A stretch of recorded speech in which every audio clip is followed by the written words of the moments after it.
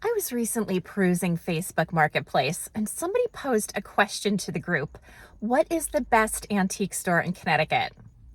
Those are some fighting words, if you ask me, but overwhelmingly the response was Collinsville Antiques in New Hartford, Connecticut.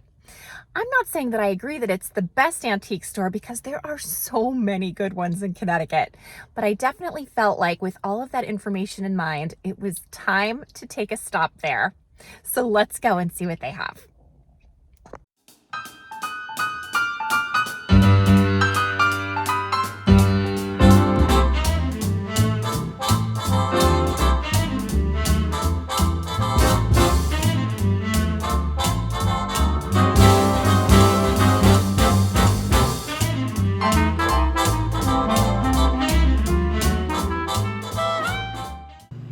There are so many fabulous display cases filled with treasures. I definitely want to take my time and really check everything out. I'm a little bit in love with this hunting picture. It has such a great look, great colors, interesting subject matter. It seems old. They want $225 for it. Beautiful. This collection of red and white or pink and white spode is so fabulous. The prices are all listed here. There's some really beautiful pieces, and they also have it in blue and white. I'm not even sure which I like better, if I'm honest with you, because they're both fabulous. And on the next shelf, there is this awesome village scene, thatched cottageware made in England by Matic. I have never seen that before, and I think it's absolutely charming.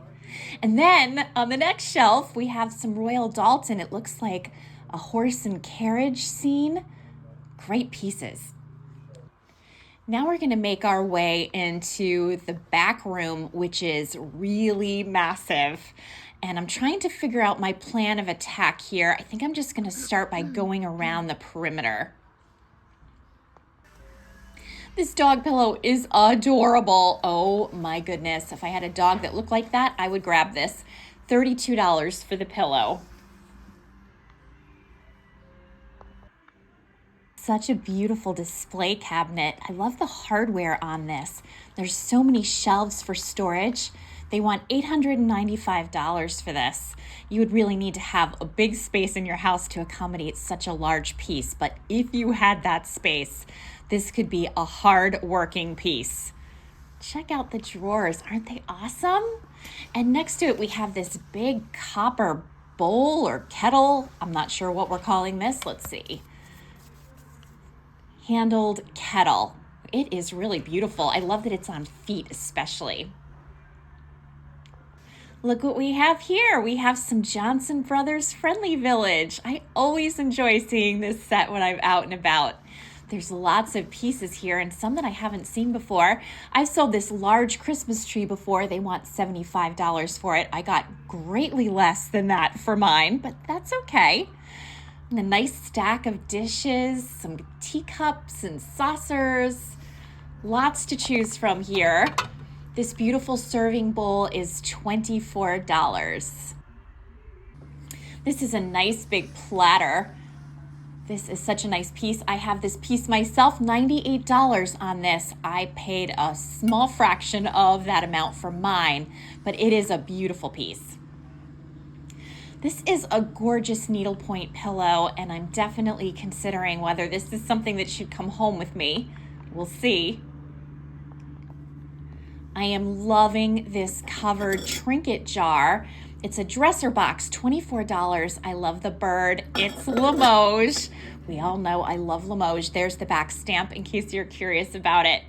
I think I'm not going to bring this home with me because I have a million trinket boxes, but that is a beauty. And over here, we have this nice big shelf set. I actually have 2 of these available for sale. I just haven't put them on the market yet. And they have a quilt rack below. This is a gorgeous toll tray coffee table. Oh my goodness, do I love this guy. And I love how subtle the pattern is. I love the yellow flowers, and it's a great shape. This plant stand is so beautiful. $125 for this plant stand. Oh my goodness, if you had the right spot, this would be such a great piece. I have this demi-lune table made by Hitchcock. They want $250 for it. I paid a tiny fraction of that amount, but in fairness, that was many years ago. Oh my goodness, this little figurine is so sweet. Look at the pretty pattern on her dress, and she's holding the little baby doll. I'm wondering who made this. Bruggs Kurst or Bruggs Kunst? I'm not familiar. Does anybody know this manufacturer? It is completely new to me. There are so many things in this booth space, I hardly know where to look first, but I am drawn by these tiny bunnies. They are so cute, and right next to it is a Port Marion trinket jar that is so cute. They want $30 for it. Pretty piece. This display case is filled with so many interesting things. I just wanted to show you all of the gorgeous jewelry. There is so much to choose from. If you can't find something you love here, I don't know where you're gonna find something. And then if you look right next to it, there's even more fabulous vintage jewelry for sale. Wow, it's like Aladdin's cave. This mixing bowl is so humongous. I don't know if you're getting a good sense of size here. $210. I think it's the biggest one I have ever seen.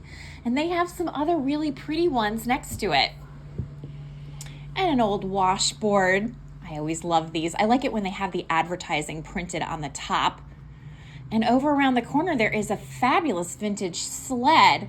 They want $299 for this guy. Whoa, flexible flyer sled Airline Junior. It definitely has a great look. I actually have one in my foyer that's very similar to it. These chocolate molds are absolutely adorable, and I love how they look all displayed together. So much fun. It's making me think of Easter. What a great collection of uranium glass. I love how the dealer has put this all under black light so you can really see it glow and shine. It has such an awesome kind of ghostly effect. Great display. I'm going to make my way into the middle part of the showroom now. There are so many booths that I still haven't seen. And of course, I'm drawn to this fabulous side table that is a toll tray. It has gorgeous pattern. And they want $69 for this. It says mid-century. Beautiful. I really like this needlepoint pillow, and I'm especially attracted to the fact that it's round instead of square, as they usually are, or rectangle. Only $25 for this. I see a lot of sun fading, which isn't necessarily a problem for me. I think, though, what's ruling this out are the tassels. I don't like how they hang down like this. I feel like it would just be too tempting for the cats, and the cats would never leave it alone. I also don't love the color of the tassels, if I'm honest. So, very pretty, but I think it's a no. This is such a lovely canister. Oh my goodness, that would look beautiful in my own kitchen. Of course, it would get smashed to smithereens in my kitchen, so I'm not going to pick it up, but I really do like it. And there's some nice ironstone platters here and other serving pieces. And this platter is beautiful. Heritage Hall ironstone platter. I absolutely love it. These are fabulous brass hooks. I love the bow tie detail on these.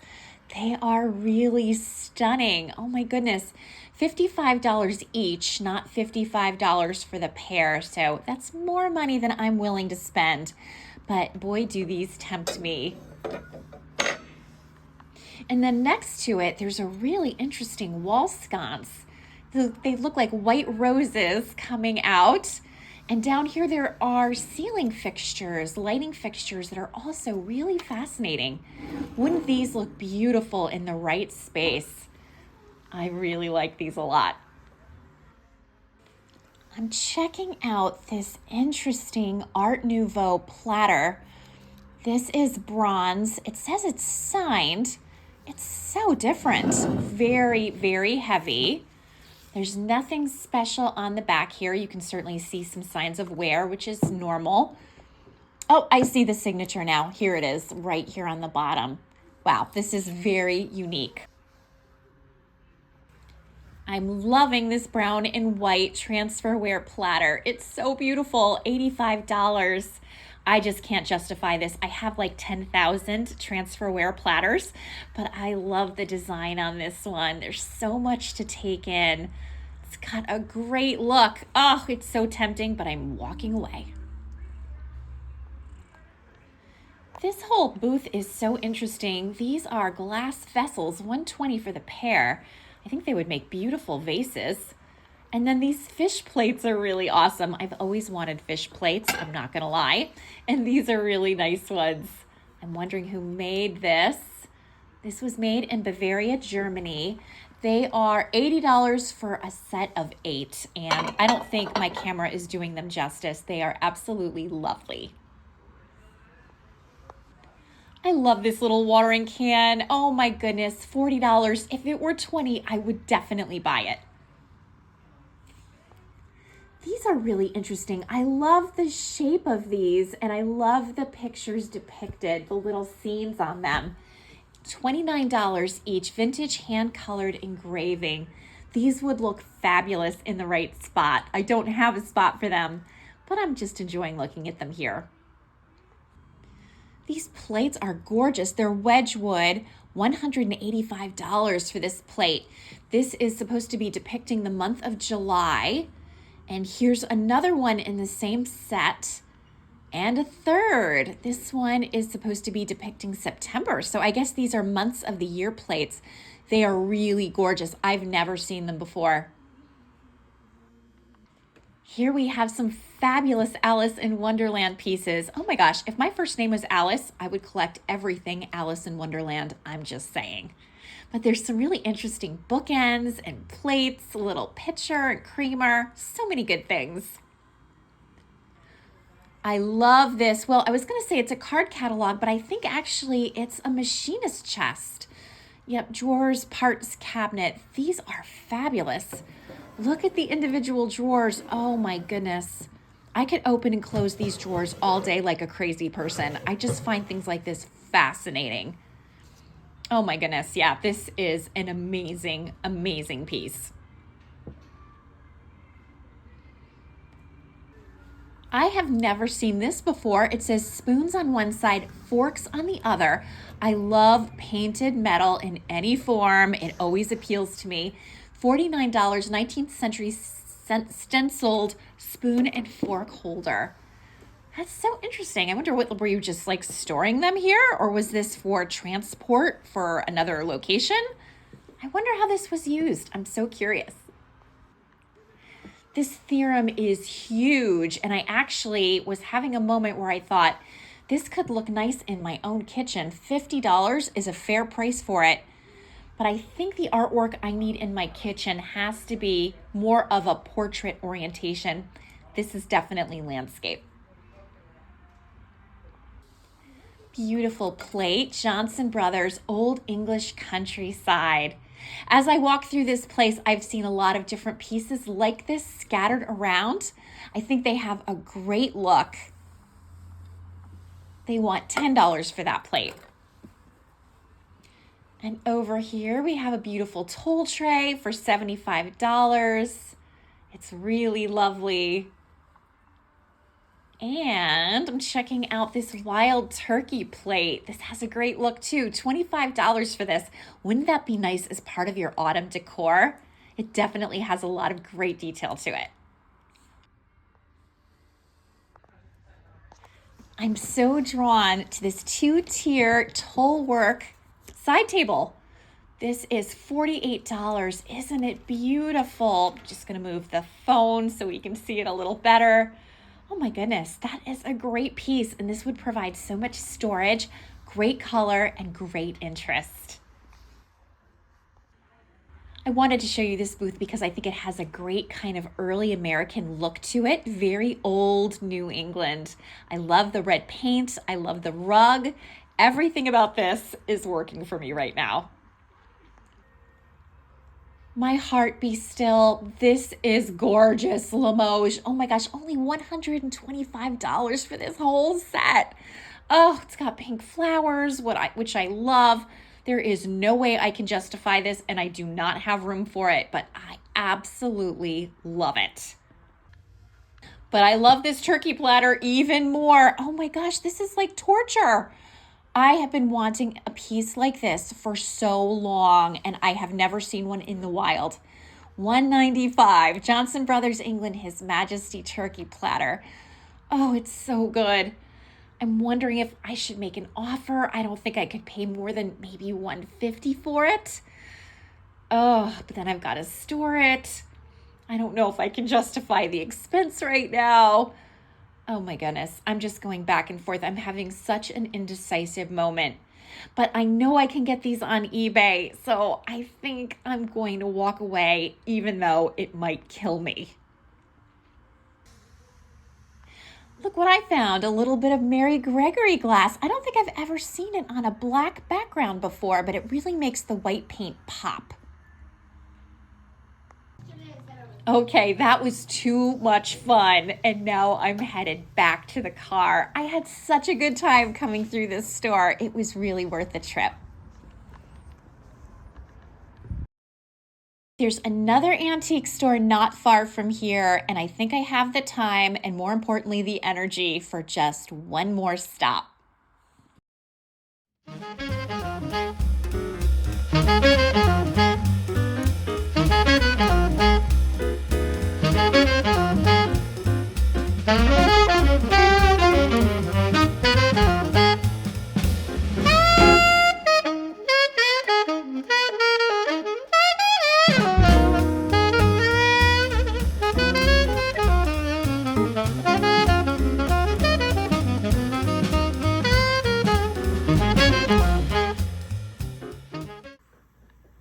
This looks hand painted, vintage winter scene landscape in metal frame, made in Germany, $24. It's really beautiful. I love this little tin peanut butter bucket. Oh my gosh, this thing is great. I wonder how old it is. It has sort of a 1920s, 30s look, but I could be wrong. $25 for that. This lion is kind of cool. I really like the way his tail kind of projects out. $49 for this. I want to get a better look at him. I like that his mouth is open. He almost looks like he's ready to crack nuts, but that's definitely not what he's for. I love this weather vane. Oh my goodness, isn't that a beauty? Look at the patina on this. Holy cow. $675 for this fabulous piece. Wow, that would really transform the right space. And there's some fabulous crocks here. I definitely don't pretend to be a crock expert. There's so much to know about them, but I love this great big one. $347 for this. My brother would love this lamp. This is right up his alley. He loves things that have that kind of industrial look. I'm not in the market for picking up a birthday present for him, but if I were, this would have his name written all over it. This is a gorgeous vase. I love the painting on this in the background. It's so beautiful. Let's see. Royal Bun or Bun, $150. These plates are really pretty. They depict very elaborate scenes. $16 each for these. These would look so pretty hanging on a wall. Yep, I picked up plates from this series before. This was made by Adams in England. And there's another one right next to it that has a hunting scene. You know I always love a hunting scene. I love how this booth is all decked out for St. Patrick's Day. It's so much fun. This dealer did a great job. And I love, of course, the antique postcard. Isn't that a beauty? As we go upstairs, I think we should take a minute and just appreciate the architecture of this amazing old factory. There are so many beautiful details. This building is on the National Registry, so it's protected. Thank goodness, because this is really a treasure. And now we're on the second floor. There is still so much to see here. I'm really loving this booth. There's a sign that says it's a new dealer.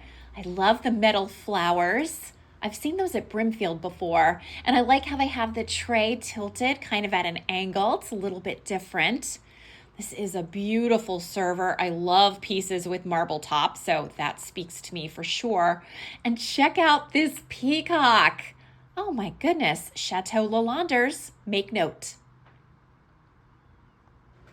This is reminding me of my friend Joan and her fabulous cows. Joan, if you're watching, I think you need to have this watercolor in your life. This is a fabulous spinning wheel. Oh my goodness, $90 for this. It's so interesting. I'm looking at all of this like marking on the wood. Is that done by wormwood? Does anybody know what causes that? Maybe it's just use, I'm not sure. It's a fabulous piece. And here's another beautiful crock. Oh my goodness. This is $600 made in Bennington, Vermont. It is a beauty. There's lots of vintage textiles here, and I'm a big fan of vintage textiles. I love the colors on this and how the pink pops against the green. I see a little Blue Ridge pottery happening. It's always nice to see some Blue Ridge. I love this series. I have sold several pieces in this kind of leaf shape with the handle before. It's nice to see them. And just here's a big panning shot of the space so you can really take it in and feel like you're thrifting along with me. It is such a great place. And here is the second stairwell. You saw me go up the first stairwell. And we're going to keep making our way through the store. Let's see what they have in this booth space. Lots and lots of things. Actually, I want to take a peek out this window and check out the view. There's a little restaurant here that doesn't look that interesting from the back, but it's good. I really like this sweater. This is an old Woolrich sweater. $30. This was made in the 1970s. It has such a nice, like, worn-in feeling about it. Here I am being silly. I just had to try on this hat. What do you think? Does it suit me? This is a beautiful mirror. I love all of the ornate details around this, especially the adorable acorns. I think that's my favorite feature. And right next to it, there is an amazing embroidered flower arrangement. It's got great autumnal colors. This would have taken hours to make, I'm sure. $120 for this. It's really, really beautiful. And then we have this adorable lamp. I have a lamp that is so similar to this in the bedroom. I love the look of this. Kind of French. $85. This is an interesting leopard. He looks like he's doing a yoga pose or something. This guy is $325. All right, we're gonna make our way back downstairs. We're almost done in this store. I'm so glad I took the time to make the second stop. It was definitely worth it.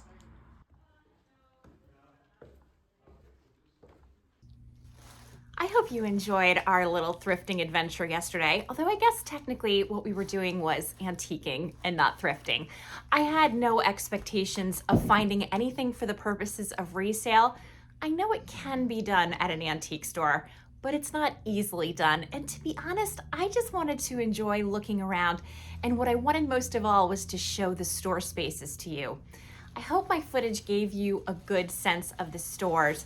And I hope I especially captured Collinsville antiques well, because that was really the point of the video.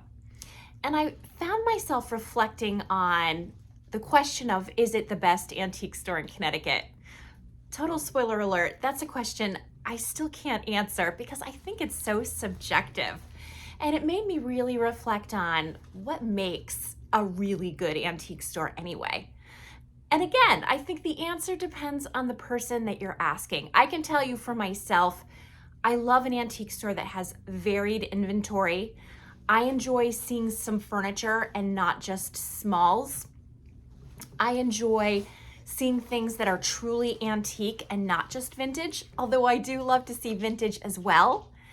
I like to see a couple of things that remind me of my childhood, things that are nostalgic, things that I can connect to, maybe have a memory to. Also, of course, I love beautiful home decor. I love usable home decor. I love to find something special that I haven't seen before that makes me scratch my head and say, what is this? And I have to say that if that's the criteria, Collinsville definitely ticked all of those boxes. So would I recommend it to you if you haven't been? Without a doubt. What I will warn you about though is make sure you give yourself ample time. It is a really big place and you want to be able to take in all of the details.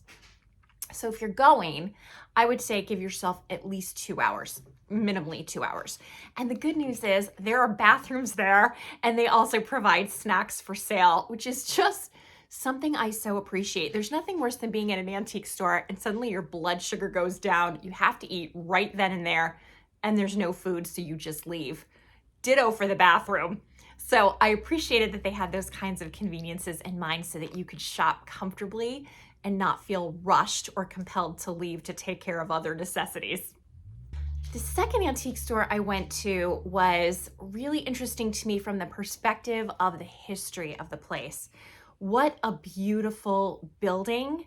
And the whole campus, I'm going to call it a campus. It isn't really a campus, but the whole campus was just really fascinating. I loved seeing the rushing water and the dams and the old factory spaces, the bricks inside the building. As you saw from the footage, there were big arched windows, interesting old stairs. I always love stairs in an old former factory building. I always think about all of the workers who walked up and down those stairs to do their tasks of employment or just reporting to work and then leaving for the day. What were they thinking about? What was on their mind? What were their priorities? Were they just, eager to get their check, or were they trying to climb the ladder, or what were the individual stories of the people that worked there? I find that riveting. I actually find that so much more riveting than studying the lives of, captains of industry. I'm always interested in the regular people. And goodness knows there were a lot of employees through that place back in the day. So I think this is a great time to talk a little bit more about that space and the company and learn a bit more about them. Samuel W. and David C. Collins, born into a wealthy Connecticut family, had an ambitious vision in their early 20s. Partnering with their cousin William Wells, they set out to revolutionize axe making in America. In 1826, they purchased 5 acres along the Farmington River in Canton, where a sawmill and grist mill once stood. They built a stone factory, dammed the river, and launched Collins and Company, marking the beginning of what would become one of the most influential tool manufacturers in history. At a time when axes were either imported from Europe, unsharpened, or made by local blacksmiths in their spare time, Collins and Company introduced the first ready-to-use axes in the United States. The demand for their high-quality, durable tools skyrocketed. Starting with just 8 workers producing 8 axes per day, they improved efficiency, becoming the first edged toolmaker in the world to use Lehigh anthracite coal in 1829. By then, production had increased to 10 axes per worker per day. With business booming, Collins and Company needed more workers. They recruited from Connecticut and surrounding states, especially Massachusetts. Employees worked 12 to 14-hour days, learning their craft on the job. As the workforce grew, the company took the step of building housing for its employees and their families, creating an entire factory town known as Collinsville. Soon, the town boasted a congregational church, bank, post office, and other essential structures, all centered around the thriving axe factory. The manufacturing process involved 4 key steps: forging, grinding, tempering, and polishing. Massive grinding stones from Nova Scotia filled the shop yards, while oxen, later replaced by barges, hauled shipments of coal to fuel the forges. One of the driving forces behind Collins and Company's success was Alicia K. Root, a brilliant machinist from Chicopee, Massachusetts, who joined the firm in 1832. Root's innovations in machinery and manufacturing processes helped streamline production and boost efficiency in critical ways. By 1845, he had become the company's superintendent. Though he left in 1849 to work for Colt, his influence helped cement Collins' reputation for precision craftsmanship. Despite a business recession in 1833, Collins and Company survived by reorganizing as Collins Manufacturing Company and paying off its debts. The company's growing reputation allowed it to thrive even through a prolonged economic depression in 1837. That same year, they constructed their first major dam, a long crib filled with rocks, later replaced by a stone dam in 1867, a structure that still stands today. By 1843, the company was renamed the Collins Company, and its global footprint expanded rapidly. By the 1850s, they were producing over 150 varieties of machetes, axes, hoes, picks, bush hooks, plows, and shovels, supplying 80% of the world's machetes at the time. The factory, now covering 28 acres along the Farmington River, truly became a hub of industrial innovation. Samuel Collins played a crucial role in bringing the Canal Line Railroad to Collinsville in 1850, offering land for a depot and a $3,000 cash incentive. This drastically improved shipping, freeing the company from reliance on poorly maintained local roads and slow stagecoaches. During the Civil War, Collins and Company expanded again, adding a steel shop with new steam hammers and boilers to manufacture thousands of cutlasses and bayonets for the Colt's Arm Company, Sharp's Rifle Company, and the Springfield Armory. By 1870, the company employed 650 workers, producing over 3,000 tools per day, with annual sales exceeding $1 million. When Samuel Collins passed away in 1871, his legacy was firmly established. In 1875, the company introduced its now famous arm with hammer and crown trademark, a symbol of quality that would be widely imitated. Collins tools became the go-to choice for major engineering feats worldwide. For instance, they were essential in building the Trans-Siberian Railway at the turn of the century, and even accompanied Robert Peary on his historic 1910 expedition to the North Pole. However, by the 1890s, the company faced fierce competition from the Kelly Axe and Tool Company of West Virginia. This resulted in a price war that wiped out many U.S. competitors by 1915. While Collins and Company remained strong thanks to export markets and government contracts, challenges in the business were mounting. Despite steady business through both world wars, a combination of rising labor costs, international tariff barriers, and growing competition took its toll. Then came the devastating flood of 1955, which destroyed several buildings. To stay afloat, Collins and Company expanded into Mexico in 1954 and later opened factories in Brazil, Colombia, and Guatemala. By the 1960s, however, the company's once unshakable dominance was slipping. Parts of the business were sold off to the Stanley Works in New Britain and other firms. Finally, after 140 years in business, Collins and Company closed its doors in 1966. I am so grateful that so many of the Collins and Company buildings have been preserved and still stand today. As I mentioned previously in this video, they are listed on the National Registry of Historic Places. I especially love that an antique store is housed in one of the key buildings. It seems like such a fitting tribute for a company that has such an illustrious history. So, given that I was pretty sure I wasn't going to find stuff. Oh, Indy is playing with my lights. Indy?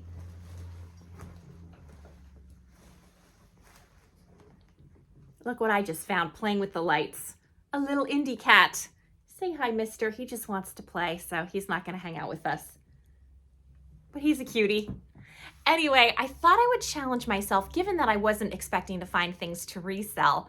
I wanted to challenge myself and identify what are my 3 favorite finds of the day. Not things that I'm gonna buy, not things that I have space for in my overcrowded maximalist house, but what were my 3 favorite finds of the day? So I thought I would show those to you. But before I do, I would love it if you would tell me what your 3 favorite finds are, or even if you just have one. I would love to hear from you in the comments. Picking just 3 favorites from this thrifting trip?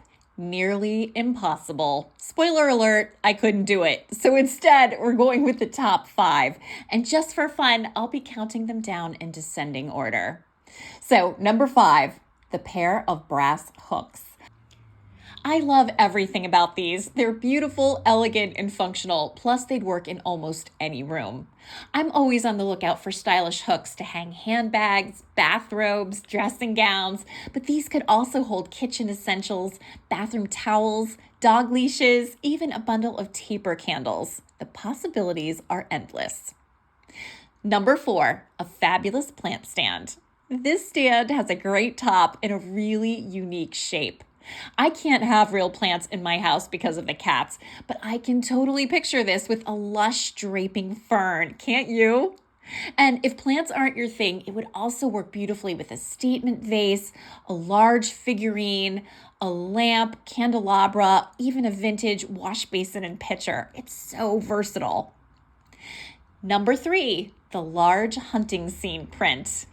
I thought this was absolutely stunning and could look amazing in my foyer, which, let's be honest, still isn't finished, but a girl can dream.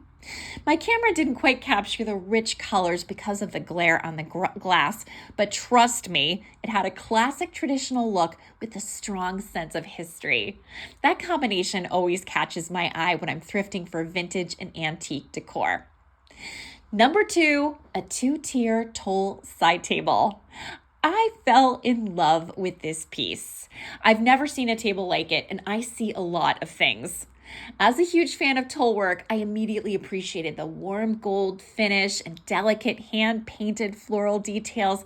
The shape is fantastic, and it also provides tons of functional storage, which I always appreciate considering my constant clutter of books, remotes, tissues, and cat brushes.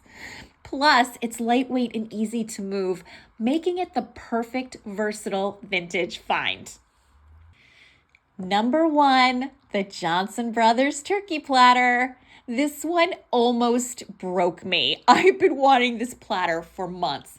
My current turkey platter, which I assume is from Japan, is on its last legs with hairline cracks that have turned downright menacing.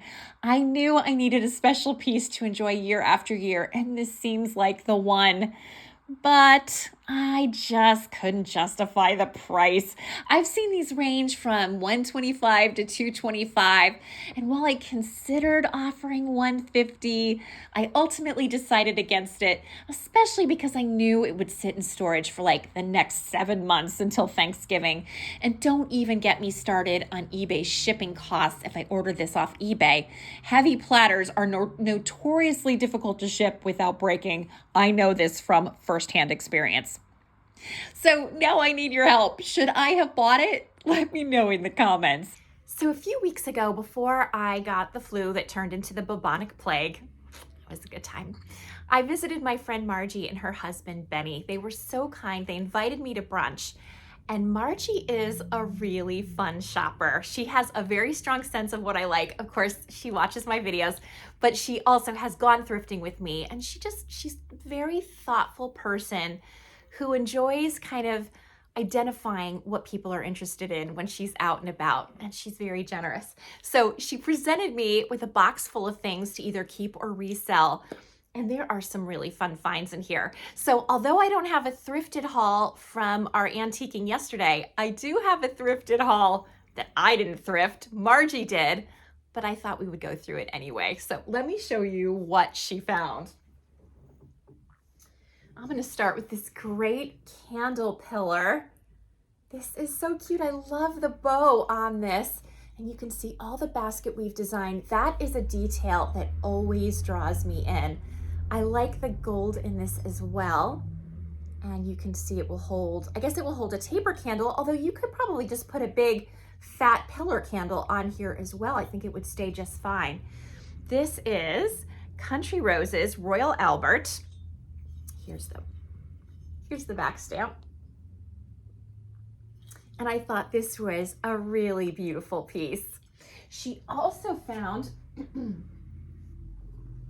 a little bit of Limoges, and you know I love a little bit of Limoges. And this was made by Haviland in France. So this is really sweet. I love these little dishes. They're nice for so many things. And so that was a great find.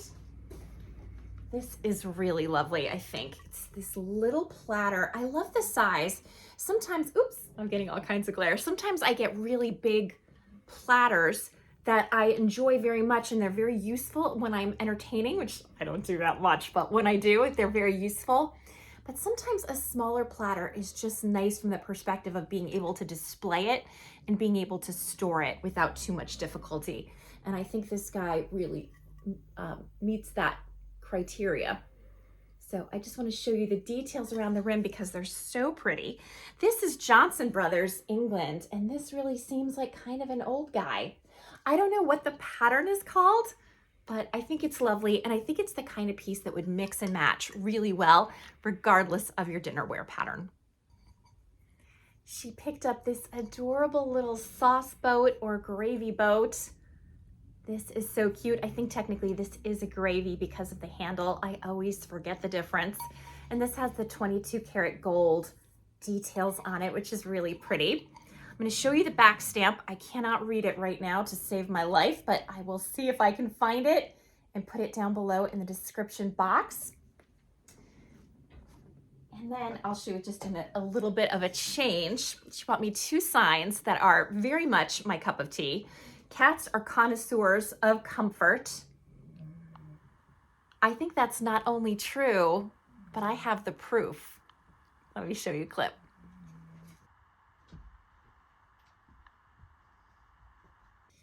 The other sign she gave me was all you need is love and a dog. Again, a great sign. Don't show it to my cats. I don't think they'll agree with it, but I thought it was really cute. And again, just so thoughtful of Margie. The next thing I'm going to show you is this adorable little teapot. This looks like it's just the right size for 1 cup of tea. Now, if you watch this channel regularly, you'll know I don't care for tea. However, I love teapots. It's an odd thing. I like teapots. I like teacups. I like all the accoutrement. I just don't personally like tea. So this says Tailors of Harrogate in England, established 1886, which is really cute. And here is the back stamp on this piece.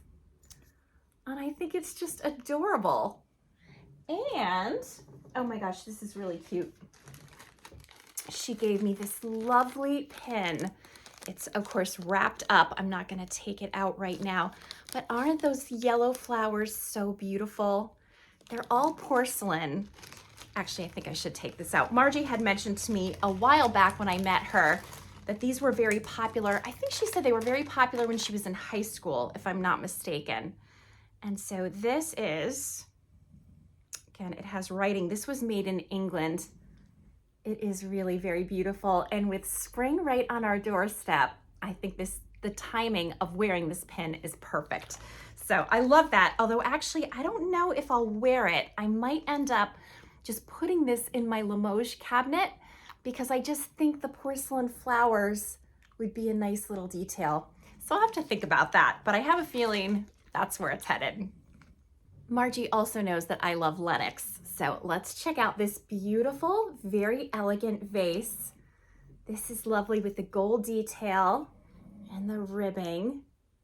So pretty. Here is the Lenox back stamp on this piece. And this is just such a nice go-to vase. And actually, it makes me think of a vase that I often use. My vase is Wedgwood, but it has cracks in it. and it holds water, but one day for sure there's going to be a disaster. I know it. This is much the same size, so this might actually be a safe replacement. I'm going to keep my Wedgwood vase because I'm attached to it, but I think this one will get the job done a lot better. So I'm glad to have it. I don't have a good sturdy vase of that size. And even though I don't use cut flowers in my house the way I used to before the cats, I do have a couple of spaces where I can put flowers where the cats can't reach them. So that vase will be perfect for some of those areas. And then one more Lenox piece. Isn't that so pretty? This pretty shallow bowl. What a great serving piece this would be with the basket weave and the gold. I just love Lenox. I am such a fan. There is the back stamp. Nice, just such a nice versatile piece. And then the last thing I'm going to show you is this beautiful doily with the pink flowers. Isn't that so lovely? I think this is handmade, but I am a big fan of pink flowers, and I think that is just lovely. So, Margie, if you're watching, thank you so much for your thoughtfulness and your generosity. I'm so glad that even though I didn't shop and pick up a haul, I was able to show one to you anyway. And I hope you enjoyed seeing all of these fun little bits and pieces. I'm not entirely sure yet what I'm keeping and what I'm parting with, but I have to say, to be able to dig into a box like this is just pure fun for me. Cats are enjoying all of the packaging on the floor. They're having a little party, playing in all of the boxes and things. And I'm just enjoying the pleasure of their company.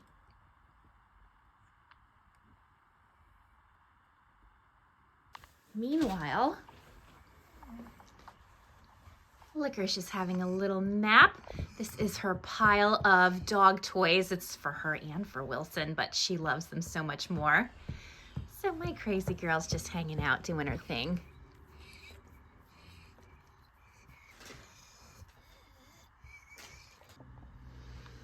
And the fun continues.